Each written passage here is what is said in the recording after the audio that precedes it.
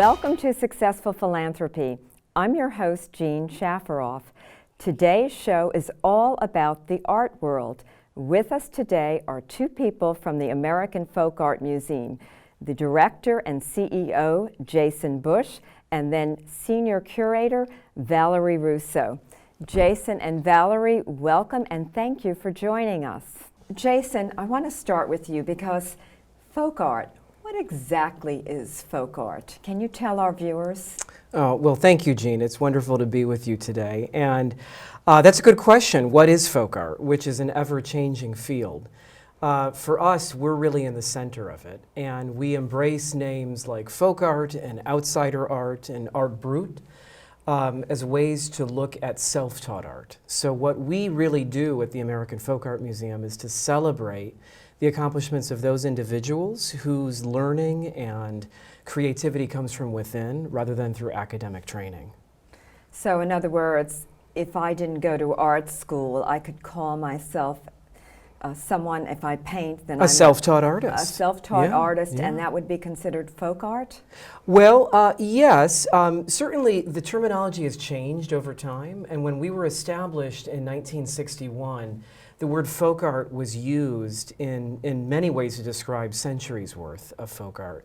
But my colleague Valerie also works so much with artists of the 20th and 21st century. You may want to say something more about terminology. Indeed, when the museum was founded in 1961, the term folk art was very much a term used by networks of collectors in the U.S. And was that to mean American folk art or what exactly? Yes, so I would say like the term from the beginning embrace the works made by self-taught artists from the 18th century up to the present. So the museum from the beginning always embraced all cultures, works created nationally, locally, but also internationally. Of course, during the first years of the foundation of the museums, the focus was really on American historical folk art. And over time, there were networks of collectors, of audiences asking to see what is created in the present time. And it's the reason why now we are seeing like an explosion of interest in the field of self-taught art that is made in the present time. Well, and I think what Valerie said captivates us so much because, and it encapsulates what is the field of folk art today. You know, for us as a museum, we have a collection of over 8,000 works of art, and they represent the self-taught genius of nearly every continent. So when you hear the name American Folk Art Museum, you first think about art made in this country. That's right. Which is true, and it's very important to the history of American art, what we do at the American Folk Art Museum. But based in New York City, which is a crossroads for the world, we're able to really reflect all of the experiences and traditions and cultures that artists bring to their work, as Valerie said, from the 18th century to the present. Yes, when I think of folk art, I think of Grandma Moses, and then I think of quilts and all sorts of crafts. And I think most people think that way, but I think what you're saying is that it encompasses a much broader scope than that. And international folk art is called, did you say brut art or? Art brut. Well, really the field of Valerie Rousseau, so I'll let her talk in more detail. It's interesting because it connects with the history of the Hamptons somehow.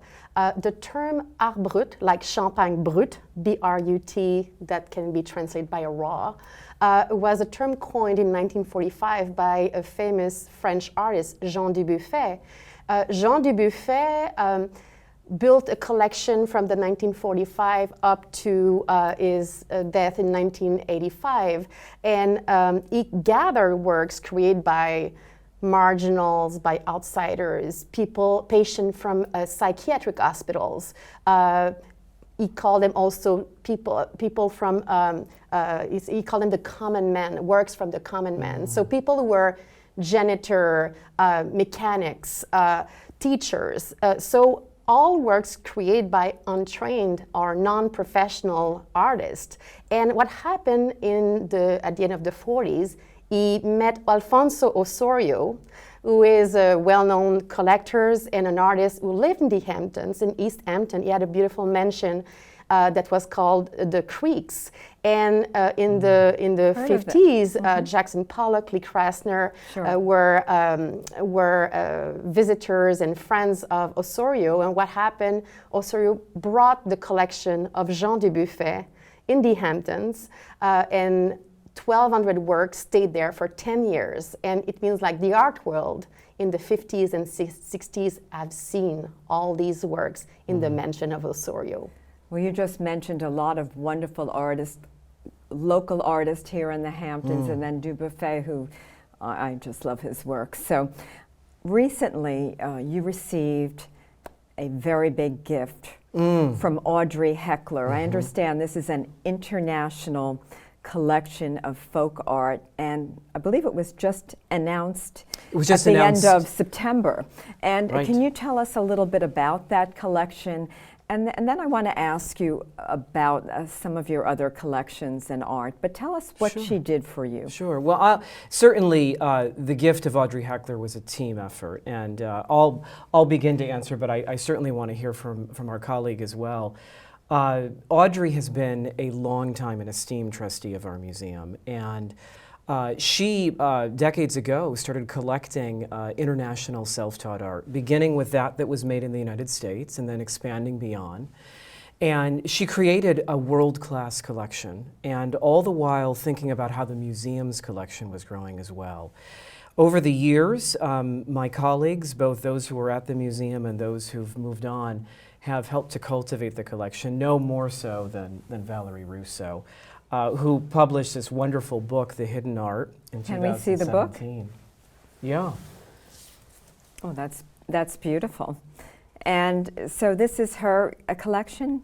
It is. And then, Valerie, why don't you chat about the exhibition? So what we present in 2019 was a great selection, a representative sample of her collection. What is so important and fundamental about Audrey's vision?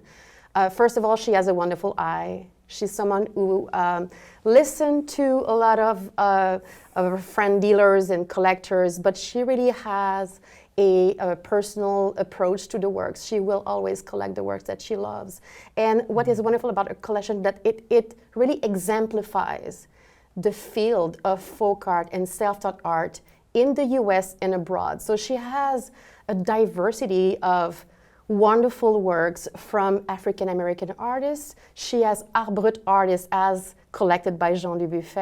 She has work by American masters like Edmondson and Bill Traylor, who are famous now, to new discoveries. And when I say new discoveries, artists who have been discovered in the world, coming from Japan, from India, from Europe in general. So this is really like encompasses like the development of the field. Well, congratulations on this new acquisition. And Audrey Heckler, if you're watching this show, I just want to thank you, because what you've done is so instrumental for people across the world. When they come into the museum in the future, they will see your collection, and you will bring great happiness not only to people living now, but for people who will live years and years to come. And on that note, another major donor at your museum is a good friend of mine. Her name is Joyce Cowan.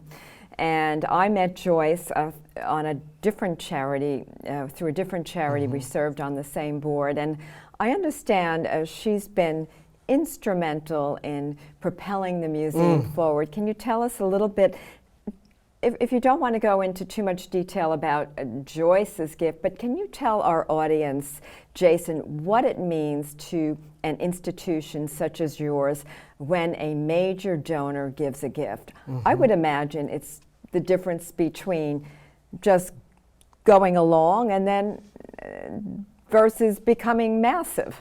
Well, these are great questions, Jean. And it's just, I smile and I'm warmed by hearing the names of Audrey Heckler and Joyce Berger Cowan, because they are two individuals who have done so much for our museum. You know, both of whom have been transformative in their generosity, transformative to our institution. Joyce, who is also a longtime trustee of our museum and has been involved and so graciously took up that mantle when her husband Daniel was a trustee and passed away several decades ago. Hands down, there's no other individual in the 60-year history of the American Folk Art Museum who has done more financially for our institution than Joyce Cowan. We wouldn't be a museum without Joyce. And she's a wonderful woman. And Joyce is, and she's very candid about this. She's over 90 years of age. Right. She is one of the most inquisitive enthusiasts of folk art whom I've ever met. She was on my first interview as director, and I miss not seeing her every Wednesday for a jazz program that she sponsors at the museum, but we talk often. In fact, I talked with her today. And Joyce, about 10 years ago, wanted to really invest in our museum location at Lincoln Square in Manhattan, which is one of our 2 locations. Our other is in Long Island City, Queens. And we have now been at our Lincoln Square location for 30 years, and that's thanks to Joyce. Because she said about 10 years ago, let's invest in this museum here in this location, and was able to bring forth a series of exhibitions that really paved the way for shows like the Memory Palaces exhibition that Valerie was just bringing up.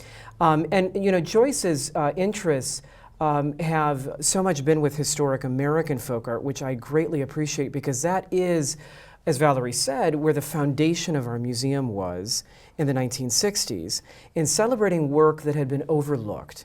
You know, that by individual or anonymous artists, useful furniture and ceramics, some by some of the most well-known names today like M.I. Phillips or Edward Hicks, who's known for doing his great paintings of the Peaceable Kingdom.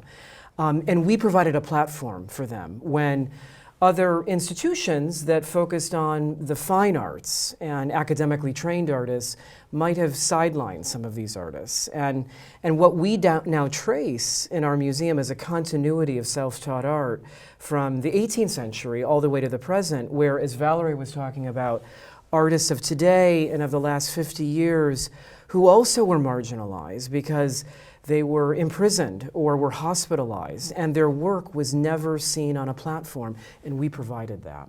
I think what you do is so important to so many different artists. And then education. Now, I would imagine during non-COVID times, you would have a steady stream of students coming into the museum. And before you tell me about that, I want to hear a little bit about what you're doing during this pandemic. Sure. To provide still a platform and then a way for people to experience all you have in the American Folk Art Museum. I assume you've gone virtual. Is that correct? We have. And you know, Jean, 7 months ago, I didn't know what Zoom was.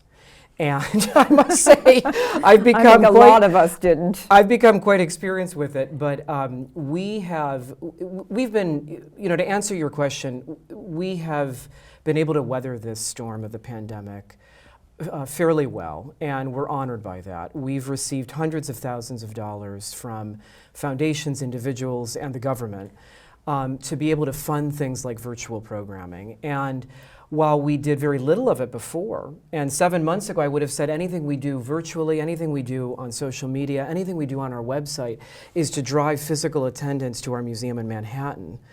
I don't stand by those words anymore, because how we are evaluating our visitor engagement is so much more online now. We're attracting thousands of individuals across the globe, from Canada to Bangladesh to Australia, who have an interest in our museum but might not ever have an opportunity to come to New York City. And so they're learning online through what we show in webinars and collection tours and activating that 8,000 work collection of ours. And I think it's so important. And for our viewers, we are with Jason Busch and Valerie Rousseau of the American Folk Art Museum in New York City. And we are getting a little lesson about folk art. And we are also learning about how they've been able to reach out to the entire world during this pandemic and to make what they can offer available to everyone.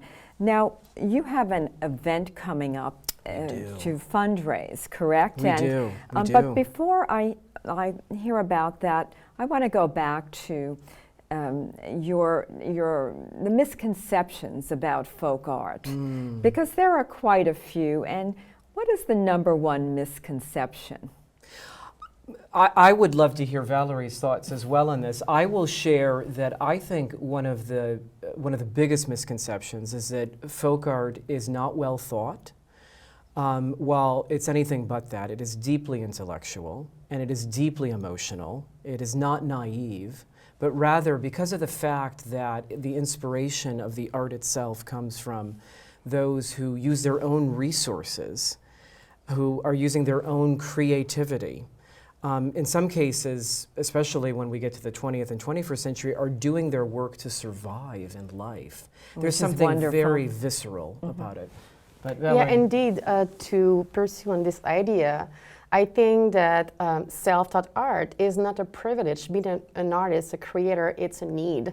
And I think that we have gathered these expressions, these different manifestations and practices over the last 60 years by supporting often creators that were marginalized from the art mainstream. So the misconception is that folk art or self-taught art doesn't exist anymore, and it's not true. It's a very active field, ongoing and timeless. The need for expression and creativity is not something that is going to disappear.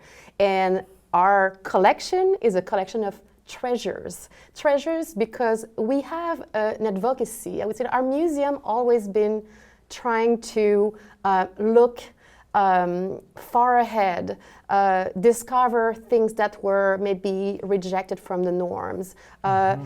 Jean Busch and many other professional artists, and it speaks to the artsy auction.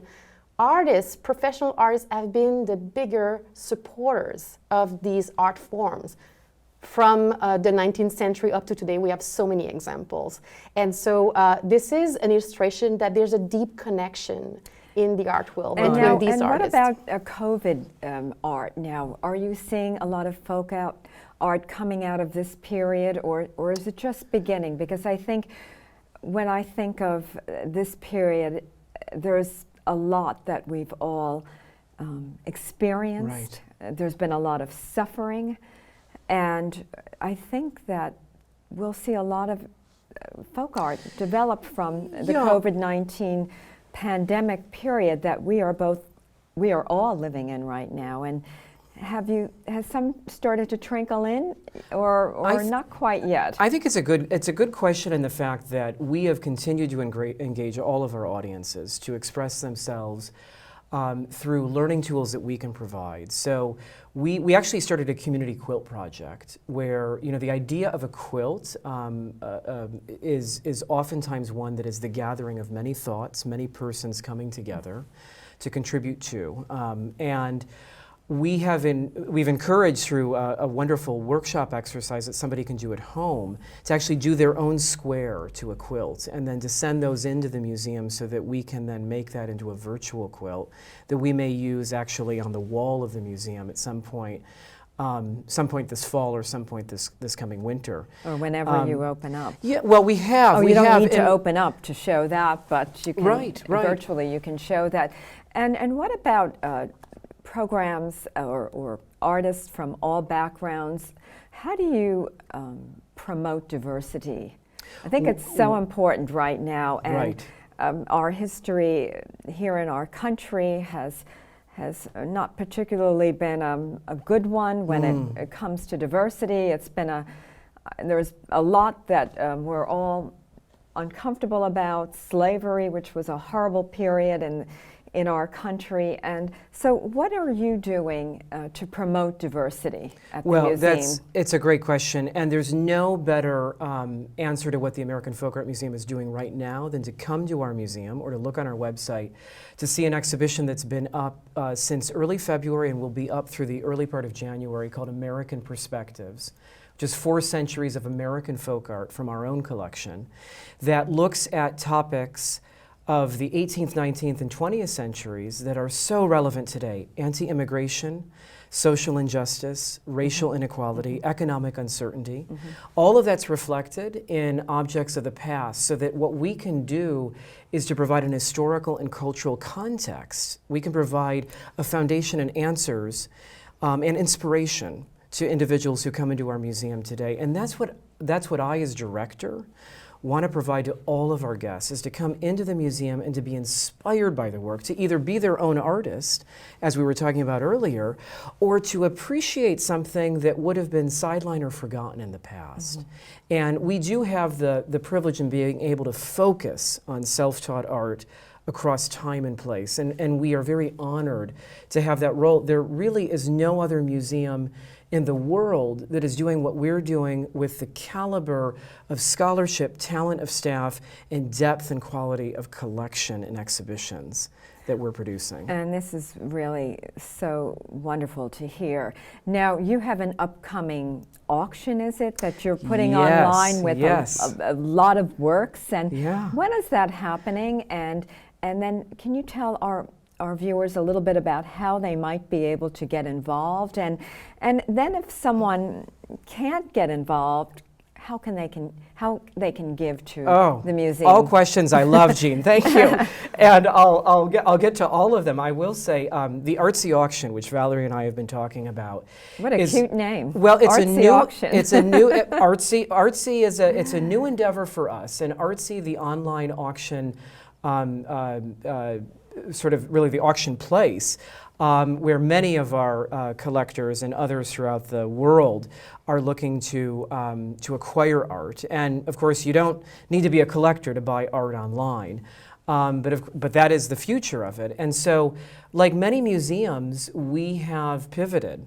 Where normally we would have had a gala in the fall, what we've decided instead is to organize an auction with our partner Artsy, and we've been able to engage 100 artists. As Valerie mentioned, artists who in many cases are very big names in the world today, from Polly Apfelbaum and Faith Ringgold, Laurie Simmons, Marcel Zama, our own trustee at the American Folk Art Museum Cause, all of whom, as Valerie had said, are inspired by self-taught art, have contributed their work, and we're going to sell that work.